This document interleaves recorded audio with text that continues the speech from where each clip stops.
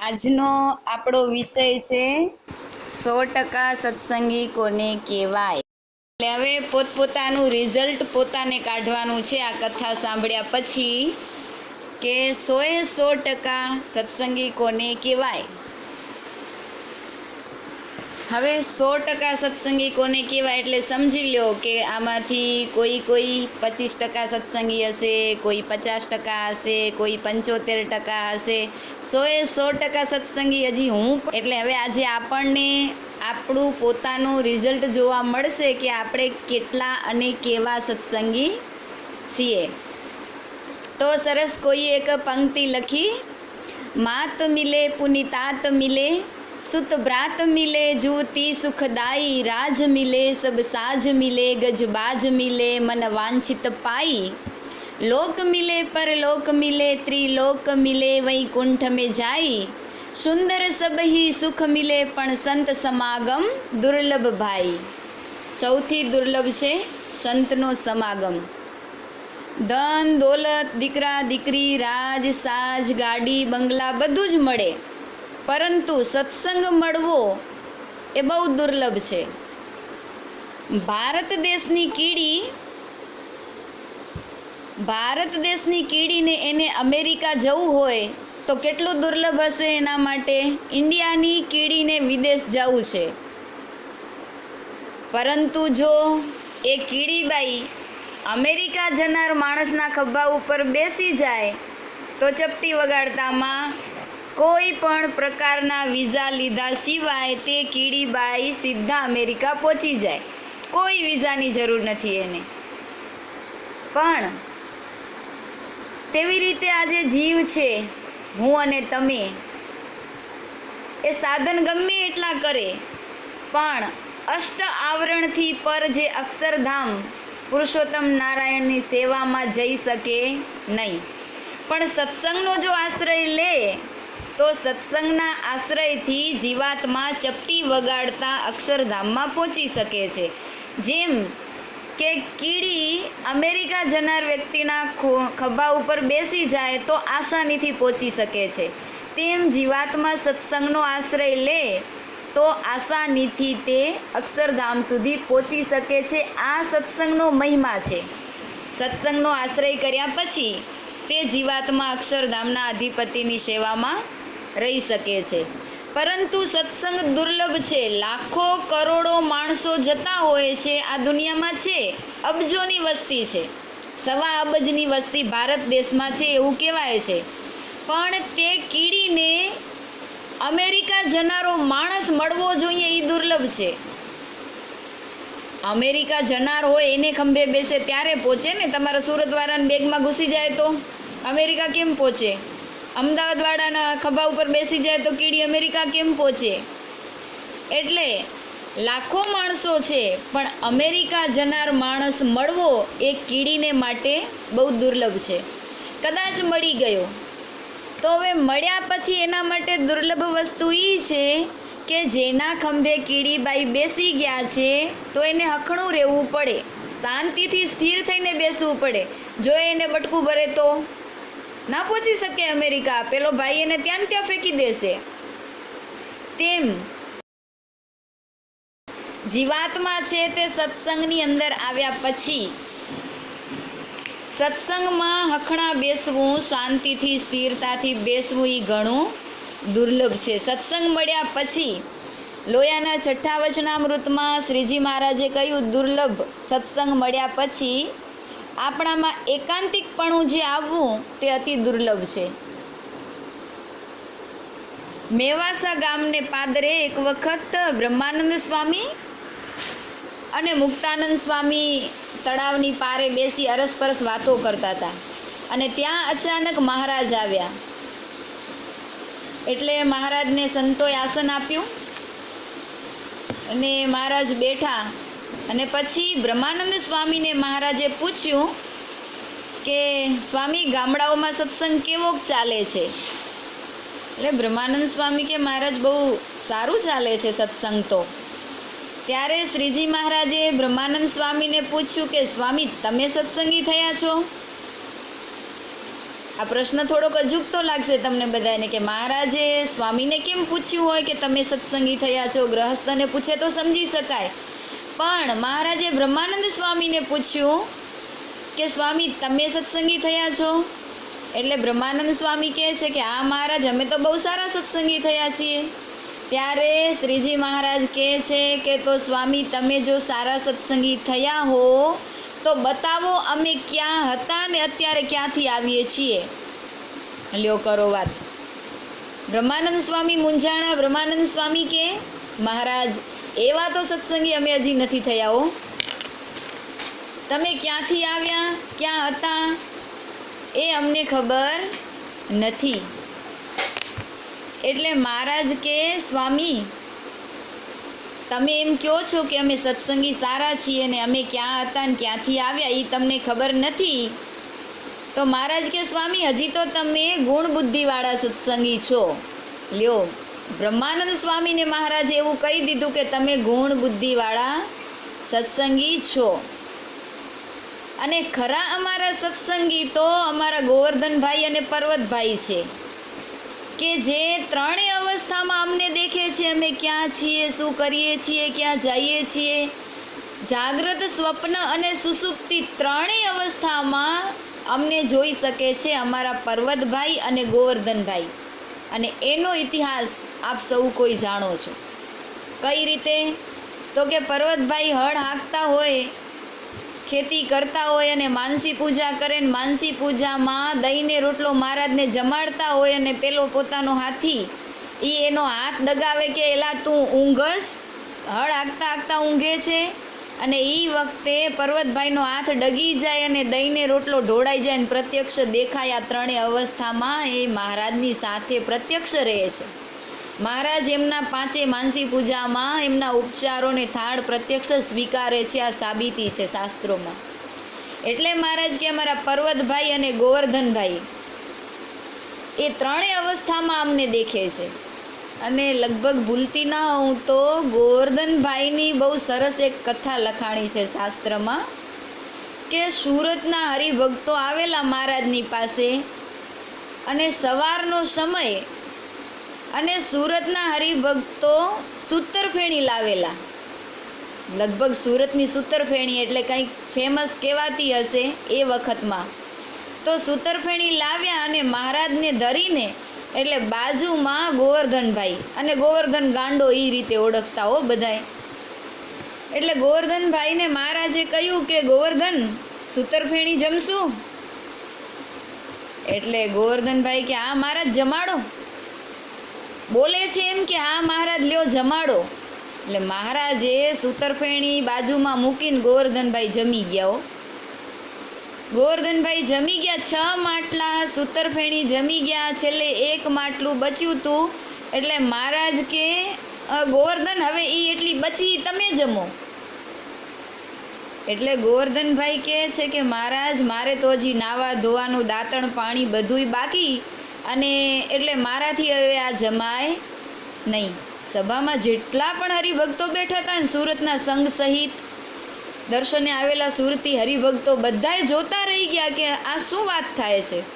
6 માટલી સૂતરફેણી જમી ગયા અને પછી મહારાજ કહે છે કે હવે તમે જમો ને પાછો પેલો એમ કહે છે કે હું નાયા ધોયા દાંતણ કર્યા વગર કેમ જમું, આ શું હશે? પણ ત્યારે મહારાજ કાંઈ બોલ્યા નહીં. એટલે વાત એમને એમ રહસ્યમય રહી ગઈ અને સભા પૂરી થઈ ગઈ.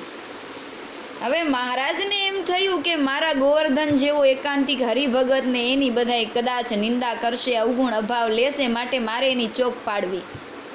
એટલે બીજા દિવસે સભામાં મહારાજ વિરાજમાન થયા. બધા હરિભક્તો, સુરતના હરિભક્તો રોકાયેલા, એ બધાય બેઠેલા. એટલે મહારાજે 2 થાળી મંગાવી અને એકમાં સાકર નખાવીને એકમાં આખું મીઠું નખાવ્યું. હવે તમે વાપરતા હશો કે જોયું હશે ખબર નહીં.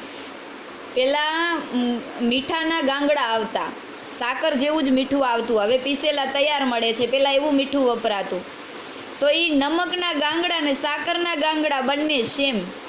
અને બંને થાળી ભરીને રાખીને ગોવર્ધનભાઈને મહારાજે સભામાં બોલાવ્યા. બોલાવીને કહે છે ગોવર્ધન આ થાળ જમવાનો છે, જમો મહારાજ કે જમાડીએ.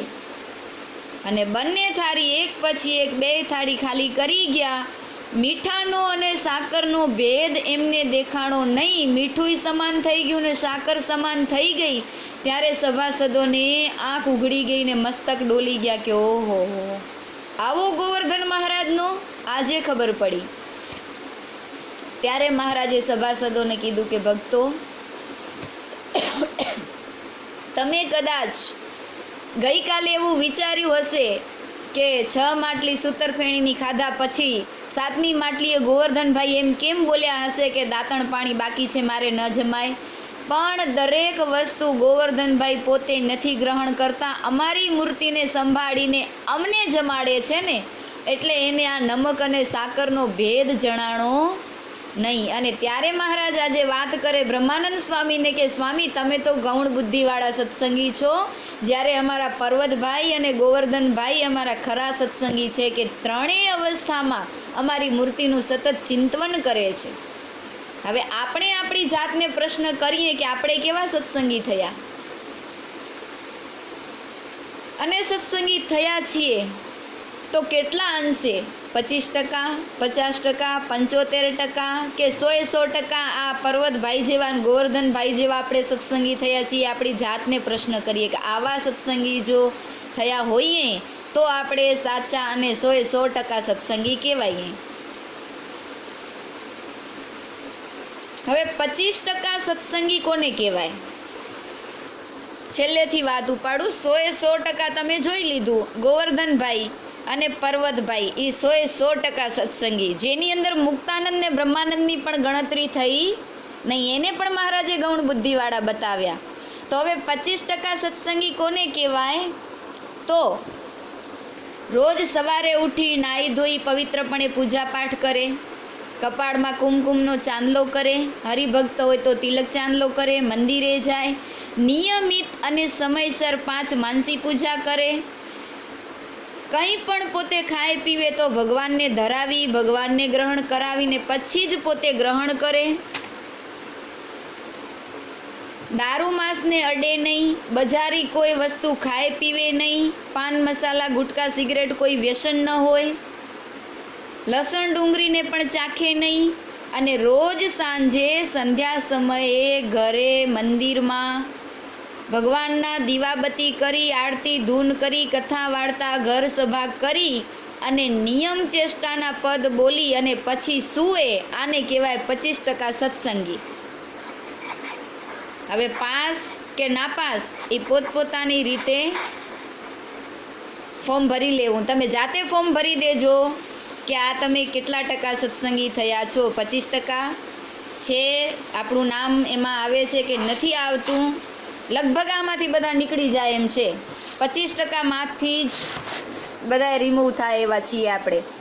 હવે આપણે કહીએ છીએ કે સત્સંગી છીએ, પણ આપણે ખાલી દિનચર્યા જોઈ કે મેં જે વસ્તુ તમને બતાવી, દિનચર્યા સત્સંગીની ખાલી બતાવી, આટલું જો થતું હોય તો ખાલી 25% સત્સંગી કહેવાઈએ આપણે. આ દિનચર્યા છે, અને દિનચર્યા દરેકને હોય.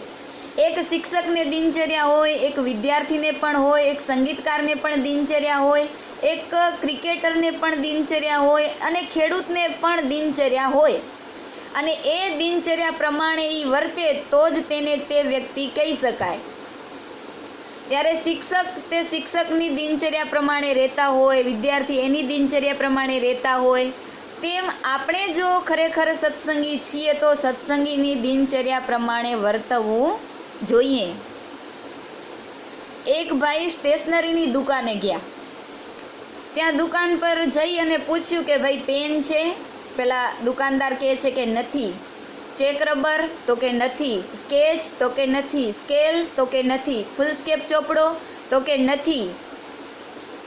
સાઈનો ખડિયો? તો કે નથી.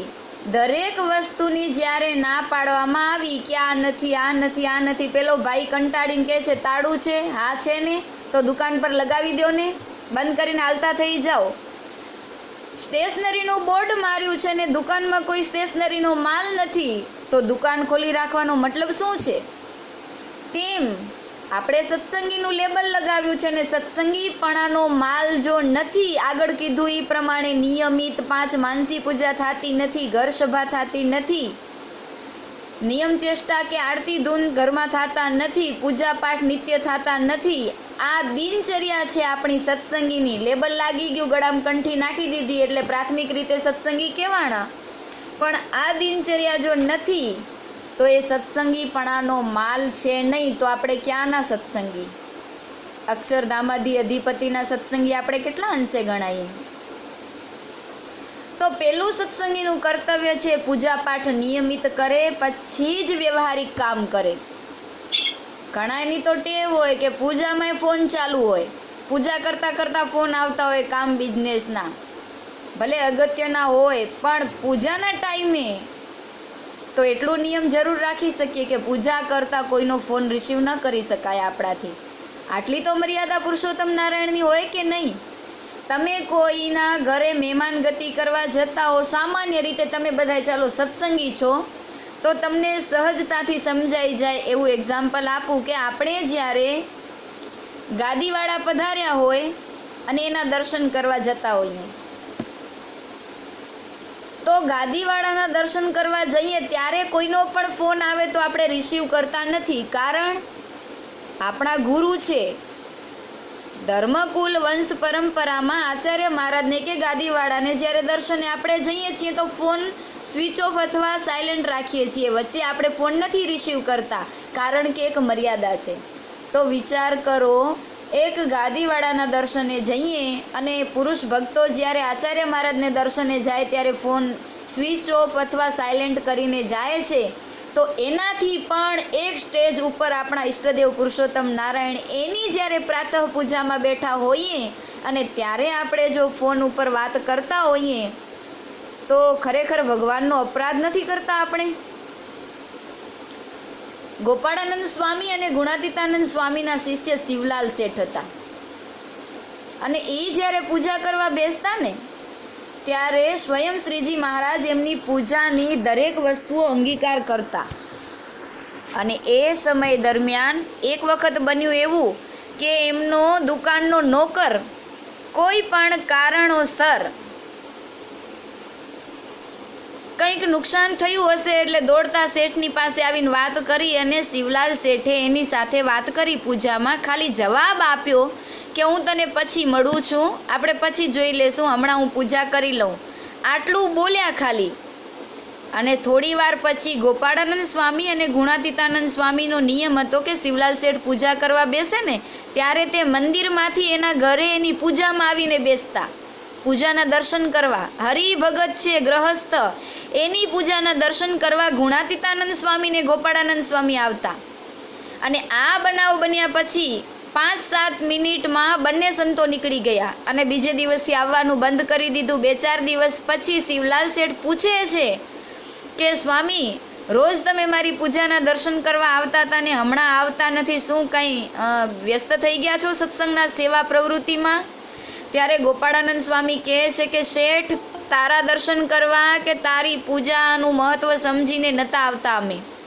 અમે દર્શન કરવા આવતા હતા કે તમે જ્યારે પૂજા કરો છો ને ત્યારે સાક્ષાત શ્રીજી મહારાજ તમારી પૂજાનો અંગીકાર કરે છે ને પ્રત્યક્ષ ભગવાન તમારી પૂજાનો સ્વીકાર કરે છે, એના દર્શન કરવા અમે આવતા હતા. પણ જ્યારે તમે તમારા નોકર સાથે વાત કરવા લાગ્યા અને મહારાજ ઊભા થઈને ચાલ્યા ગયા પછી અમારે બેસવાનું કારણ શું છે? અને ત્યારથી મહારાજ તમારી પૂજામાં આવતા નથી, તો અમારે તમારી પૂજામાં આવવાનું શું પ્રયોજન રહ્યું? માટે અમે તમારી પૂજાના દર્શન કરવા આવતા નથી. વિચાર કરો, એક નાનકડી આવી ભૂલ અને મહારાજ જો પૂજામાં આવતા બંધ થઈ જાય તો વાત વિચારવા જેવી છે. તમારા નાના નાના ટાબરિયાઓ રમતા હોય બાજુમાં અને પૂજામાં ડિસ્ટર્બ કરતા હોય, તમે એની સાથે વાર્તાલાપે કરો ને ઘણાની ટેવ હોય પૂજામાં છોકરાને બાજુમાં બેસાડે અને એ છોકરું રમતું રમતું પૂજાના ભગવાને ઉપાડી લે, ઊંધાએ વારી નાખે અને ક્યારેક ઉપાડીને મોઢામાંય નાખી દે અને પાછા તો પાવર કરતા હોય અમારા દીકરા અમારી સાથે પૂજામાં બેસે વાત બરાબર છે, પણ તમારી પૂજામાં તમને ડિસ્ટર્બ થાય છે એ બિલકુલ યોગ્ય નથી કે પુરુષોત્તમ નારાયણનો અપરાધ થાય છે. તમે બાળકની સાથે વાત કરો છો એ પણ એક અપરાધ થાય છે મહારાજનો. તો પ્રાતઃ પૂજા એ એક દિનચર્યામાં આવે છે અને મહત્વપૂર્ણ જો કોઈ પાર્ટ હોય તો એ છે પ્રાતઃ પૂજા સત્સંગીને માટે, અને બાકી આગળ દિનચર્યા બતાવી એ અનુસાર રહેવાતું હોય તો આપણે 25% સત્સંગી થયા કહેવાઈએ. રાત્રે સૂએ એને મિની ડેથ કહેવાય, એક પ્રકારનું મૃત્યુ કહેવાય. આપણે રાત્રે સૂઈ જઈએ છીએ ત્યારે રોજ સવારે આપણો બર્થડે થાય છે. અગર ભગવાન જો ના જગાડે તો, ભૂલી ગયા ભગવાન આપણને જગાડતા, તો કોની ઉપર કેસ કરવો કે આનું મોત કરી નાખ્યું? એટલે ભગવાન આપણી ઉપર પલે પલે ઉપકાર કરે છે, એનો આભાર માનવા માટે પ્રાતઃ પૂજા છે. કે કમસે કમ તમે મહારાજને એટલું થેન્ક યુ તો કહો કે મહારાજ મારી એકે એક ઇન્દ્રિય બરાબર છે, મારું એકે એક અંગ બરાબર છે, પરફેક્ટ, અને મારા શ્વાસે શ્વાસની રિધમ પ્રભુ તમે ચલાવો છો. મહારાજ તમને થેન્ક યુ. આટલું તો કમસે કમ પૂજામાં કહો, એના માટે તો પૂજા કરો કે મહારાજનો આભાર વ્યક્ત કરી શકીએ. સામાન્ય રીતે બજારમાં જતા હો અને તમારું પર્સ તૂટેલું હોય અને એમાંથી કંઈ વસ્તુ ધરતી ઉપર વેડાઈ જતી હોય અને ઢોળાતી હોય એ વસ્તુ, અને કોઈ તમને અજાણી વ્યક્તિ એમ કે એક્સક્યુઝ મી જરા તમારું પર્સ તૂટેલું છે, કેટલી સરસ મજાની તમે એને સ્માઇલ આપો. કોઈ દિવસ વ્યક્તિને તમે જોઈ નથી. તો આપણે રાત્રે સૂઈએ છીએ ત્યારે એક આપણું નાના પ્રકારનું એક મૃત્યુ થઈ જાય છે. સવારે ભગવાન આપણને જગાડે છે તો એનો આભાર આપણે પ્રગટ કરવો જોઈએ પૂજામાં. જ્યારે કોઈ અજાણી વ્યક્તિ તમને કંઈક હેલ્પ કરે છે, મદદ કરે છે, ત્યારે આપણે એને સરસ મજાની સ્માઇલ આપી અને થેન્ક યુ કહીએ છીએ, એનો આભાર વ્યક્ત કરીએ છીએ. જ્યારે ભગવાન પડે પડે આપણી રક્ષા કરે છે, આપણને ઊંઘ આપે છે, સવારે જગાડે છે, તો એને પૂજામાં થેન્ક યુ પણ કહી શકતા. પૂજામાં પ્રાર્થનાઓનો જ અમુકને પાર નથી આવતો. એ મહારાજ આટલું આપજો, આટલું દુઃખ દૂર કરજો, આમ કરજો, આટલું દેજો, આટલું દેજો. કમસે કમ કોક દિવસ તો પૂજામાં ભગવાનને એવી પ્રાર્થના કરો કે થેન્ક યુ ગોડ કે તમે મને મારી હેસિયત કરતાં વધારે આપ્યું છે. ક્યારેક તો આવું કહો તો ભગવાન ખુશ થશે. રોજ આપણી માંગણીઓ સાંભળીને ભગવાન કંટાળી જશે કે આને જેટલું દઉં છું એટલું ઓછું ને ઓછું જ પડે છે. એટલે પૂજામાં માત્ર પ્રાર્થના એવી કરીએ મહારાજને કે થેન્ક યુ મહારાજ, તમારો ખૂબ ખૂબ આભાર કે મને સારું માનવ તન આપ્યું, અને સૌથી મોટો આભાર તમારો એ કે મને સારી પવિત્ર બુદ્ધિ આપી, સંત સમાગમ આપ્યો, સતશાસ્ત્રનો યોગ આપ્યો, અને એવી કૃપા કરો કે હું આ યોગમાં ને યોગમાં રહી શકું, આમાંથી ક્યાંય દૂર ન જાઉં આડે અવડી, અને અંતે અક્ષરધામની અધિકારી થઈ શકું. મહારાજ આટલી કૃપા કરજો. પૈસા તો આજે છે કાલે નથી, અને પૈસા ગમે એટલા હશે તો અહીંયા રહી જશે. સંબંધીઓ ગમે એટલા સારા સંબંધ રાખ્યા હશે, તમને 4 લોકો બોલાવશે અથવા નહીં બોલાવે કંઈ ફરક નહીં પડે. જ્યારે તમારો છેલ્લો શ્વાસ હશે ત્યારે કોઈ તમને બોલાવતું હશે કે નહીં બોલાવતું હોય એનાથી કંઈ ઝાઝો ફરક નથી પડવાનો. અને ગમે એટલા કદાચ સારા થઈને રહ્યા હશો તો એ દુનિયા 4 દિવસ કહેશે કે સારી હતી, પણ અંતે જે માલિકના ઘરે જવું છે એને એનો આભાર વ્યક્ત કરવા એટલું કહો, એને રાજી કરવા કે મારી હેસિયત કરતાં પ્રભુ તે મને વધારે આપ્યું છે, માટે મહારાજ તારો આભાર, ધન્યવાદ છે કે હું મારી હેસિયત કરતાં વધારે ફળ ભોગવી રહ્યો છું, ને મહારાજ કૃપા કરજો કે હંમેશા હું તમારે માર્ગે ચાલતી રહું. તો દિલથી મહારાજનો આભાર માનવો કે મહારાજ આપણને સવારે વહેલા જગાડી દે છે અને આપણા માઇન્ડની અંદર આગળ પાછળ દિવસોના પ્રોગ્રામો પાછા કન્ટિન્યુ કરી દે છે. એટલે રોજ સવારે એક આપણને નવું જીવન ભગવાન ગિફ્ટ કરે છે, તો એના માટે ભગવાનને થેન્ક યુ કહેવું. એક વૃદ્ધ ડોશીમાં હતા, બહુ ભોળા ભાવથી એણે ભગવાનને પત્ર લખેલો. તમે થોડું આમ ગેસ્ટ કરો કે ભગવાનની ઉપર જે કાગળ લખવા તૈયાર થયા હશે એ કેટલા ભોળા દિલના હશે. ભગવાનને કાગળ લખ્યો, વૃદ્ધ ડોશીમાં 70-80 વર્ષની ઉંમર, અને ભગવાનને પ્રાર્થના કરીને કહે છે, હે વાલા પ્રભુ, તું બહુ કૃપાળુ છે, હું ઘરડી થઈ છું, વિધવા છું, એકલી રહું છું, મારું કોઈ નથી, પણ હે મહારાજ મજૂરી કરી શકું ને એવી મારી હવે તબિયત પણ રહી નથી, તો હે પ્રભુ મને 100 રૂપિયા તમે આપી દો ને, તો મારું ગાડું રડ્યા રાખે, મારાથી મજૂરી નથી થઈ શકતી. આવી રીતે સરનામું લખી પોસ્ટ સ્વર્ગ મુકામ વાલા ભગવાનને આ પત્ર મળે, આવી રીતે એડ્રેસ કરી અને ટપાલ પેટીમાં ડોશીમાએ ટપાલ નાખી દીધી.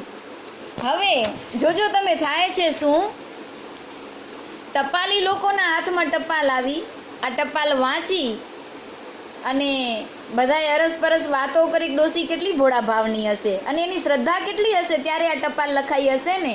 ડોશીમાની ટપાલ વાંચીને હેડમાસ્ટરને આપી, એને દયા આવી એટલે એમ થયું કે બિચારા ડોશીમાં ભોળા છે, એટલે પોતાનો સ્ટાફ હતો 7-8 જણા, એ લોકોને એમ કીધું કે ચાલો હવે ડોશીમાની શ્રદ્ધા છે તો આપણે બધાએ સાથે મળી અને આપણે ડોશીમાને પૈસા આપી દઈએ. એટલે એ વખતનો જમાનો, એટલે માંડ માંડ બધાના ખિસ્સામાંથી 10-10 કાઢ્યા, 8 જણા હતા, 80 રૂપિયા થયા. હવે 80 રૂપિયા કવરમાં પેક કરીને હેડમાસ્ટરે ટપાલીને કીધું કે જાઓ ડોશીમાને એડ્રેસ ઉપર પહોંચાડી આવો.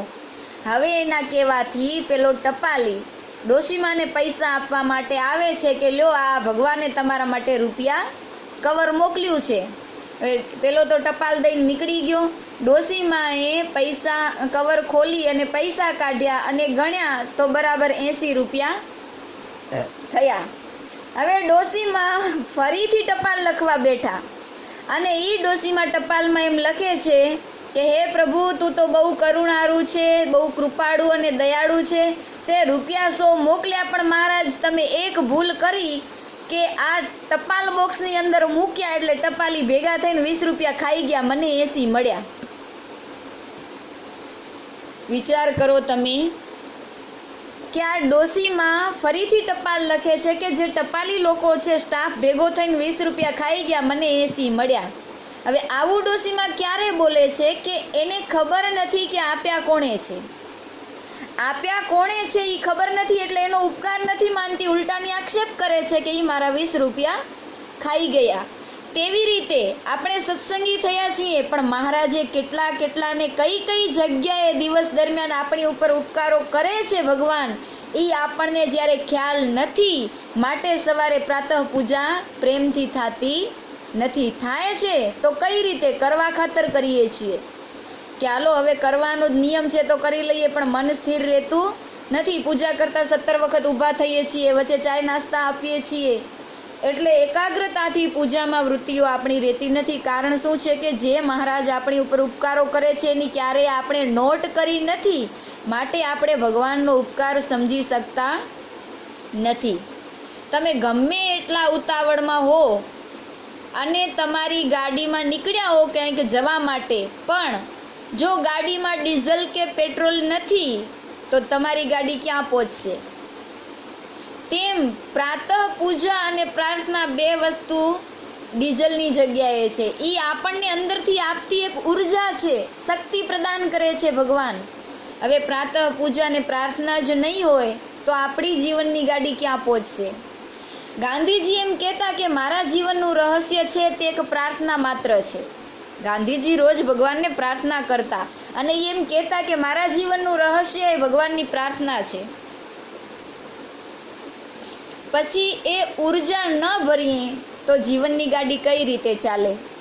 જે ઉર્જા મળે છે પૂજામાંથી, જે ફેસ ટુ ફેસ વાત કરવાનો, ભગવાનની સાથે મુલાકાત કરવાનો ચાન્સ મળે છે પૂજા કરવા સમયે, હવે ત્યાં જ આપણી વૃત્તિઓ સ્થિર થતી નથી, તો એ ઉર્જા વિનાની ગાડી, ડીઝલ કે પેટ્રોલ વગરની ગાડી માફક થઈ એ ક્યાં સુધી પહોંચાડશે મને ને તમને? એમાં પછી બહાના ના ચાલે કે ધંધાની પછી બીજા ઘણા બધા બહેનો હોય કે બાળકોના ટ્યુશનના ટાઈમ હોય, સ્કૂલના ટાઈમ હોય, તો ચલો હવે અત્યારે પરીક્ષા છે તો બાળકોને ટાઈમ ટુ ટાઈમ એમને હોમવર્ક કરાવવું પડે, તો પછી એને કારણે અમારથી પૂજા અઠવાડિયું બંધ રહી જાય. આ બહાના છે, આવું ના ચાલે. ગમે તેવો સમય આવે, જો તમને ખાધા વિના ચાલે તો સત્સંગીને પૂજા કર્યા વિના ચાલે. અને કાં તો એવું કરવું જોઈએ કે જે દિવસે પૂજા ન થાય તે દિવસે જમવાનું નહીં.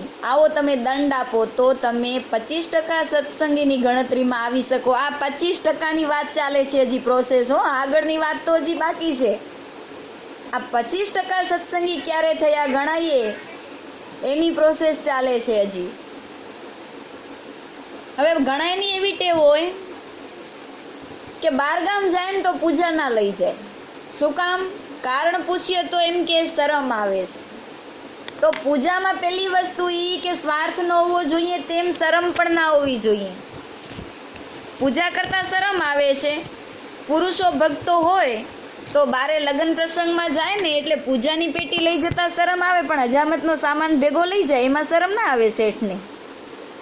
બહેનો હોય તો મેકઅપનું આટલું મોટું બોક્સ ઉપાડશે, એમાં શરમ જરાય નહીં આવે. પણ પૂજાની પેટી જો લઈ જાવી હોય તો બેગમાં જગ્યા નથી.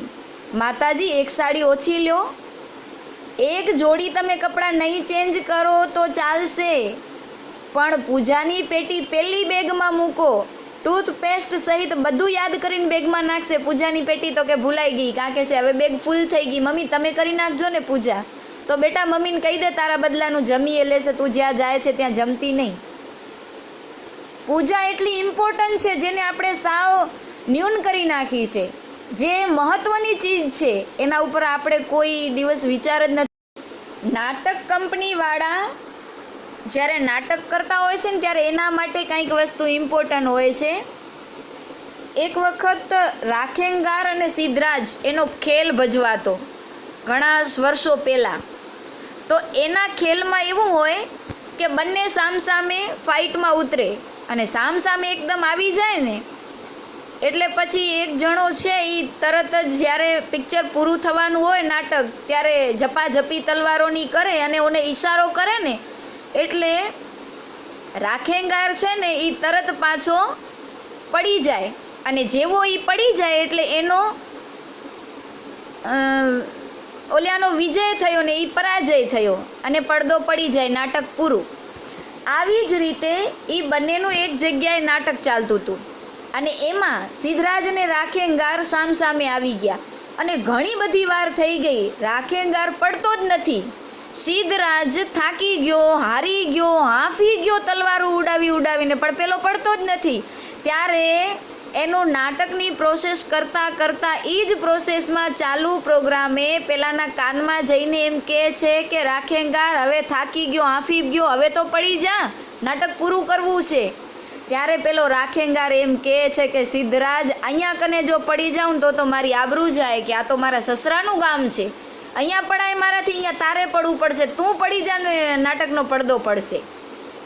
વિચાર કરો તમે, વ્યક્તિ એક નાટક કરવા જ્યારે મેદાનમાં ઉતરે છે ને પોતાના સસરાના ગામનું ગૌરવ છે કે મારા સસરાનું ગામ છે અને હું જો પડી જાઉં તો મારી આબરૂ શું રહે? મારો પરાજય થઈ જાય તો એમાં મારી આબરૂ ન રહે. આટલું ગૌરવ જો સસરાના ગામને અપાતું હોય તો હું તમને એક પ્રશ્ન પૂછું કે જ્યારે સત્સંગી પૂજા કરવા માટે પેટી બેગમાં નાખીને બારગામ જતા, લગ્નમાં પાર્ટીમાં જતા જો શરમાય તો સહજાનંદ સ્વામીનું ગૌરવ શું છે તમને? જો કે તમે આટલા 35-40 જણા સાંભળતા હશો એમાં તો કોઈ આવું નહીં કરતા હોય, પણ કદાચ ક્યારેક જો મન આ વિચારે ચડી જાય ને પ્રબળ વિચાર આવી જાય ને જો પૂજાની પેટી ભૂલાતી હોય ને તો વિચારવું કે એક રૂપક ભજવનારો બહુરૂપિયો પણ જો પોતાના કોઈ સસરાના ગામમાં હાર માનવા તૈયાર ન હોય તો આપણે તો સહજાનંદ સ્વામીના આશ્રિત છીએ. શ્રીજી મહારાજનું ગૌરવ હોવું જોઈએ, ગૌરવથી પૂજા પાઠ કરવા જોઈએ. જો હું પૂજા પાઠ ન કરું નિયમિત તો મારા ઈષ્ટદેવનું ગૌરવ શું કહેવાય? એટલે ગૌરવપૂર્વક પૂજા થવી જોઈએ, શરમ વગર પૂજા થવી જોઈએ અને એ પૂજા સમયસર અને નિયમિત થવી જોઈએ. આ 4 વસ્તુ ઇમ્પોર્ટન્ટ લખી રાખજો પૂજા માટે. ગૌરવપૂર્વક થવી જોઈએ, શરમ વગર થવી જોઈએ, સમયસર અને નિયમિત થવી જોઈએ. ઘણા એવા લીડાઓ 8:30 વાગે ઉઠીને પૂજા કરે, 9 વાગે ઉઠીને પૂજા કરે, પણ પૂજા માટે તો કમસે કમ વહેલા ઉઠો. મહારાજે આજ્ઞા શિક્ષાપત્રીમાં લખ્યું કે સૂર્યોદય પહેલાં પૂજા પાઠ કરવા. ઘણા તો હોય સૂર્યવંશી, સૂર્ય ઉગે પછી જ ઉઠવાનું હોય તો પૂજા ક્યારે થાય? પછી જ થાય ને. પણ એવું નહીં, તમને કાંઈ કામકાજ ન હોય તો પૂજા કરીને પછી સૂઈ જાઓ, પણ પૂજા પાઠ સૂર્યોદય પહેલાં જ થઈ જવા જોઈએ. તિલક ચાંદલો ભડકાદાર હોવા જોઈએ. ઘણા એને ચાંદલો કરવામાં શરમ આવે. કંકુનો ચાંદલો તો કરે, પણ બોલપેનનું ટીપકું થાય ને એટલો નાનકડો કરે, દેખાય નહીં. ચાંદલો નથી કરતા. છે ને ભાઈ, જુઓ આમ કરીને બતાવે, જુઓ આયરો. હવે શું નીરખીને જોવાનું? અરે તમે હાલ્યા જતા હો ને 5 ફૂટ દૂરથી ખબર પડે કોઈ સત્સંગી છે, કપાળમાં કંકુનો ચાંદલો છે. પુરુષ હરિભક્તો હોય તો તિલક અને ચાંદલો ભડકાદાર દેખાતો હોય. 5 ફૂટ દૂરથી ખબર પડી જાય કે આ સત્સંગી છે, એના કપાળમાં કુમકુમનો ચાંદલો ને તિલક છે. ભાવનગર પાસેનું એક ગામ છે, ત્યાં કને કોઈ હરિભગત નરસિંહભાઈ કરીને, અને આસામમાં સરકારી એન્જિનિયર હતા. એ હરિભગત નરસિંહભાઈ, ગામનું નામ યાદ નથી મને, ભાવનગરની બાજુનું ગામ છે. અને સત્સંગની વાત છે, સત્સંગમાં લખેલો ઇતિહાસ. તમને કોઈને વાંચવામાં આવ્યો અને યાદ હોય તો કમેન્ટમાં લખી દેજો, ગામ મને ભૂલાઈ ગયું છે. પણ એ નરસિંહભાઈ આસામમાં સરકારી એન્જિનિયર તરીકે નોકરી કરે, અને એક વખત એ લોકો સાઈડ ઉપર જતા હતા ને બીજા 4-5 એના શિક્ષકો, એના સાહેબો બધા ભેગા એન્જિનિયરો. હવે જતાં વચ્ચે રસ્તામાં કોઈ આતંકવાદી આવ્યા અને હુમલો કર્યો. બધાને પકડી લીધા. એના ઘરેણા, દાગીના, ઘડિયાળ, પૈસા, પર્સ, મોબાઈલ જે કાંઈ હશે એ બધું લઈ લીધું, જપ્તે કરી લીધું. અને પછી લાઈન બંધ ઊભા રાખ્યા અને એક-એકને બંદૂકની ગોળીએ દેતા આવ્યા.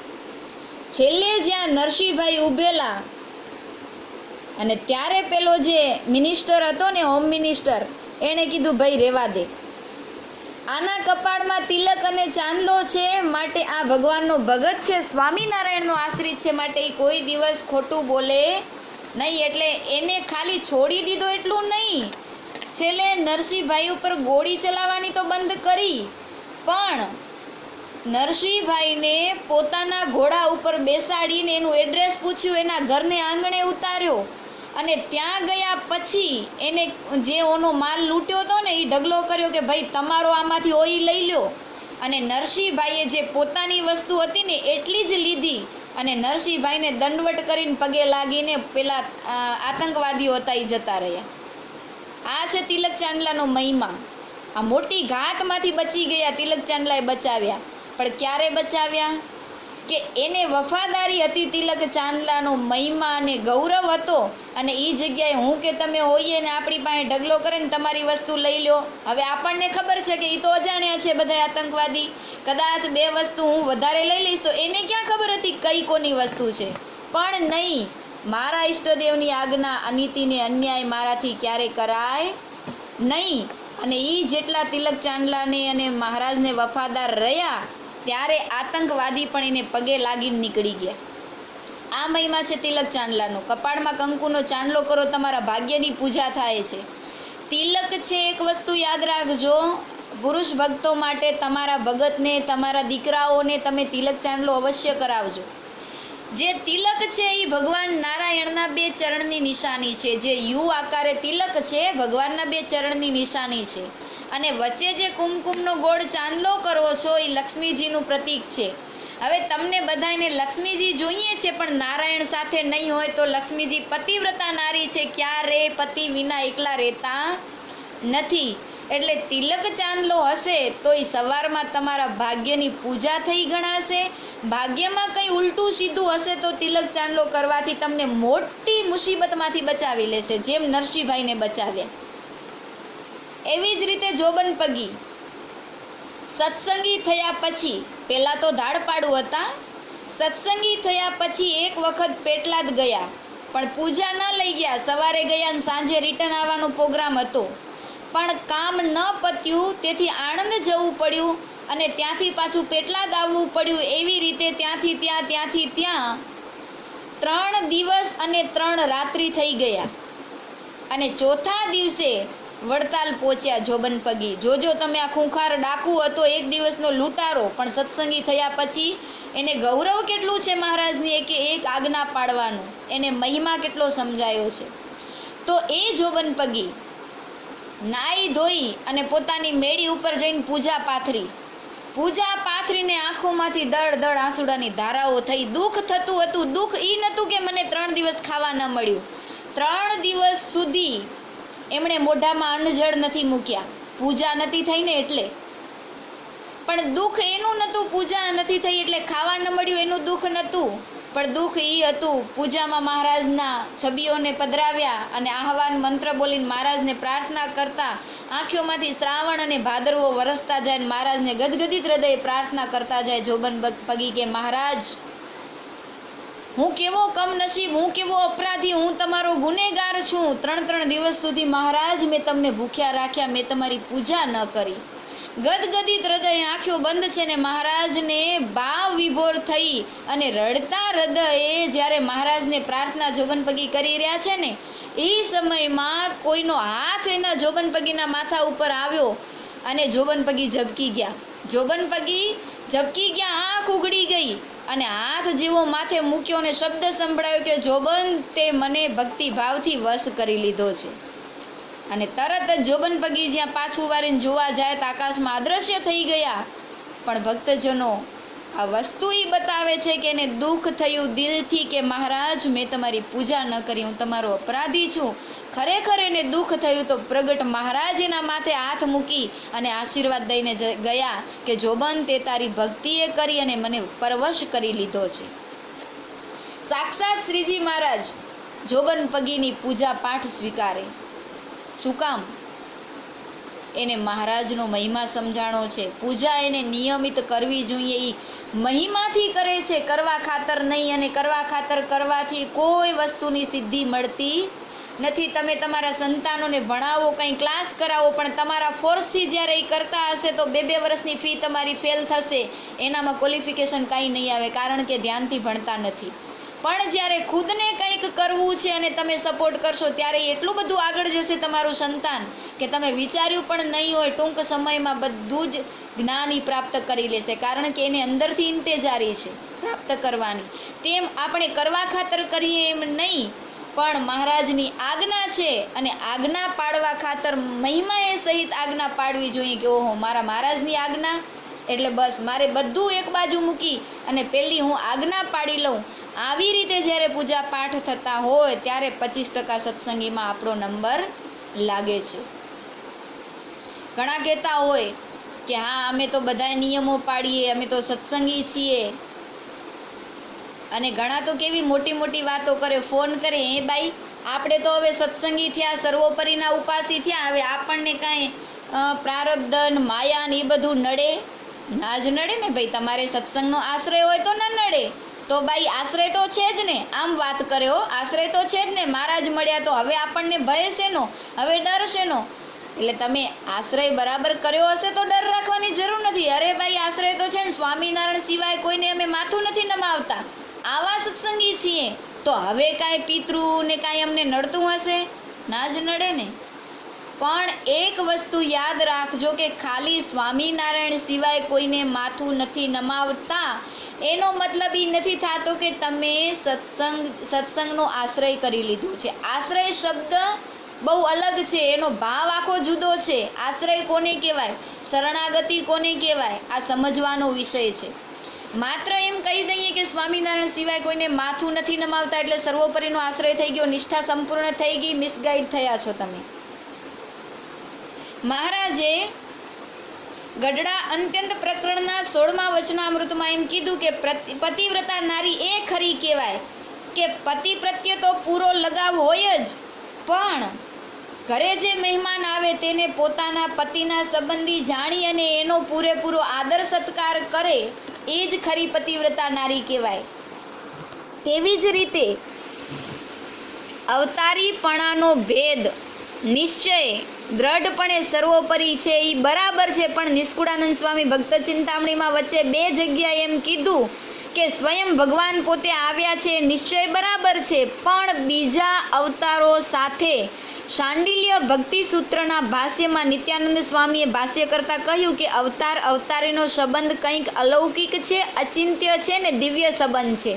એને સમજવો એ ખૂબ જરૂરી છે, અને જો એ સમજણ નથી તો એમાં અપરાધ થાય છે. પૂરેપૂરી શક્યતા છે કે તમે ભગવાનનો અપરાધ કરી રહ્યા છો બીજા અવતારોને ન્યૂન સમજો તો.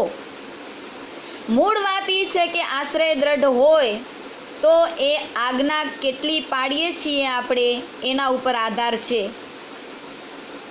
પ્રથમ ગઢડાનું 34મું વચનામૃત, એમાં મહારાજ એમ કહે છે કે આજ્ઞા પાડે તે સુખી અને આજ્ઞા ન પાડે તે દુઃખી. આજ્ઞા ન પાડવાથી દુઃખ આવે છે, આજ્ઞા પાડવાથી સુખ આવે છે. તો કાળકર્મનો કોઈ ભય રહ્યો નહીં, પણ આજ્ઞા ત્યાં કને પ્રાધાન થઈ કે આજ્ઞા પડાશે એટલું સુખ, આજ્ઞા લોપાશે એટલું દુઃખ રહેશે. એક વખત મહારાજ ઉત્સવ કરતા હતા ગઢપુરમાં. ઘણા બધા કાઠી હરિભક્તો આવ્યા. સમયો 7 દિવસનો પૂર્ણ થયો ને ત્યારબાદ હરિભક્તો મહારાજને આવીને દંડવત પ્રણામ કરીને પ્રાર્થના કરી, મહારાજ હવે અમે નીકળીએ છીએ પોતપોતાને ગામ. મહારાજ કંઈ બોલ્યા નહીં. મહારાજે એટલું કીધું કે આજે છેલ્લો દિવસ છે તો થોડી સેવા કરીને પછી જાઓ તો સારું. પણ હરિભક્તો કે નહીં મહારાજ, હવે અમે ઝાઝા હરિભક્તો સંઘમાં સાથે આવ્યા છીએ, બધાના આજે 7-7 દિવસથી કામ બંધ પડ્યા છે, કામ ધંધા, તો જવું પડશે. એટલે મહારાજ કે તો જાઓ. હવે જાઓ એમ તો કીધું. ગામને પાદર પહોંચ્યા અને થોડેક દૂર ગયા ને ત્યાં ભોંકતું ભોંકતું સફેદ માણકી ત્યાંથી આડી ઉતરી. સફેદ માણકી એટલે ગધેડું આડું ઉતર્યું ત્યાંથી. અને ગધેડું આડું ઉતર્યું ને 2 કાઠી દરબારો બોલ્યા કે ભણું આ તો અપશુકન થયું, હાલો હવે જાય પાછા. ગધેડું આડું ઉતર્યું, હવે આપણે ઘરે જવાય નહીં. મહારાજ તો ત્યાં ને ત્યાં બેઠેલા, આખો સંઘ પાછો ગયો અને મહારાજને પગે લાગીને પાછા સભામાં ગોઠવાઈ ગયા. એટલે મહારાજ સભામાં એવું બોલ્યા કે ભણું ગધેડાનું માને પણ અમારું માનતા નથી.